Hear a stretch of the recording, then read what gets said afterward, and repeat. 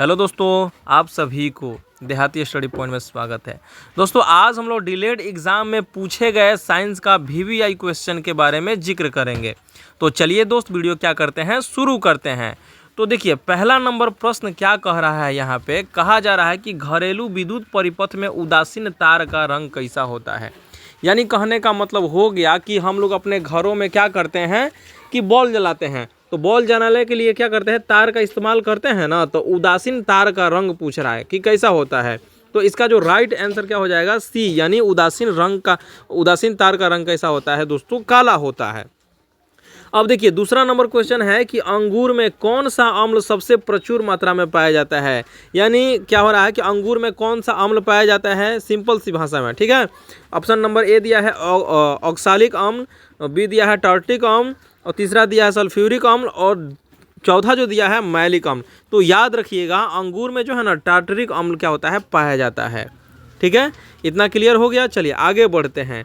अब आगे बढ़ते हैं तो तीसरा नंबर प्रश्न कह रहा है कि गोल्गी निकाय स्थानिक रूप से किससे संबंधित होता है। यानी गोल्गी निकाय जो है ना किससे संबंधित है, ईआर से संबंधित है, या माइटोकॉन्ड्रिया से संबंधित है, या प्लाज्मा झिल्ली से संबंधित है, या फिर राइबोसोम से संबंधित है। तो इसका जो राइट आंसर हो जाएगा ना, वो हो जाएगा राइट आंसर ए, यानी गोल्गी निकाय जो है ना ईआर से संबंधित है। ठीक है जी। चलिए चौथा नंबर प्रश्न कह रहा है, यहाँ पे कह रहा है कि ट्रिटियम निम्नलिखित में से किसका समस्थानिक है। यानी ट्रिटियम जो है ना किसका समस्थानिक है, तो याद रखिएगा हाइड्रोजन का समस्थानिक है। चलिए इतना क्लियर हो गया। अब पांचवा नंबर यहाँ पे प्रश्न बोल रहा है कि धसा रंध्र वाला पौधा है।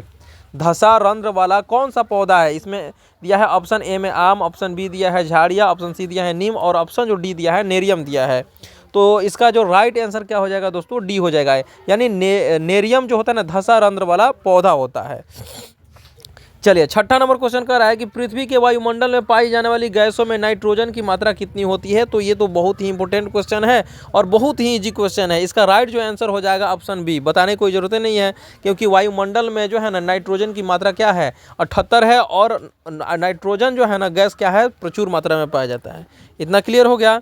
अब चलिए सातवां नंबर क्वेश्चन क्या है, देखिए तो सातवां नंबर क्वेश्चन कह रहा है कि लेंस की शक्ति की इकाई क्या होती है। लेंस की शक्ति की इकाई क्या होती है, तो ऑप्शन ए में दिया है मीटर, ऑप्शन बी दिया है डायोप्टर, ऑप्शन सी दिया है किलोमीटर, और ऑप्शन डी दिया है क्या, सेंटीमीटर। तो याद रखिएगा लेंस की शक्ति होती है डायोप्टर।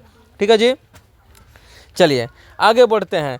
अब आठवां नंबर क्वेश्चन कह रहा है कि जीवन का भौतिक आधार है। जीवन का भौतिक आधार क्या है, भोजन है, या कोशिका द्रव्य है, या ऑप्शन ए में दिया है भोजन, ऑप्शन बी दिया है जीव द्रव्य, ऑप्शन सी दिया है कोशिका, और ऑप्शन जो डी दिया है वह दिया है केंद्रक। तो याद रखिएगा जीव द्रव्य क्या है, जीवन का भौतिक आधार है। अब 9वां नंबर क्वेश्चन कह रहा है कि कल्पकम किसके लिए प्रसिद्ध है। कल्पकम क्या है, एक जगह है, ठीक है, वो किसके लिए प्रसिद्ध है, तो याद रखिएगा नाभिकीय ऊर्जा के लिए क्या है, कल्पकम प्रसिद्ध है। अब चलिए 10वां नंबर क्वेश्चन क्या कह रहा है दोस्तों, कह रहा है कि सिरका किसका विलयन है। सिरका जो है किसका विलयन है। ऑप्शन ए में दिया है 5% से 8% एसिटिक एसिड, बी नंबर में दिया है शराब में 50% से 60% एसिटिक एसिड, सी नंबर दिया है पानी में 5% से 8% एसिटिक एसिड, और डी में दिया है इनमें से कोई नहीं। तो इसका जो राइट जो आंसर हो जाएगा ना वो हो जाएगा सी, सिरका किसका विलयन है, तो पानी में 5% से 8% एसिटिक एसिड का। तो उम्मीद करते हैं आप लोगों को वीडियो पसंद आई होगी, और अपने दोस्तों के पास क्या कीजिए, ज़्यादा से ज़्यादा शेयर कर लीजिए, और चैनल को सब्सक्राइब जरूर कर लीजिएगा।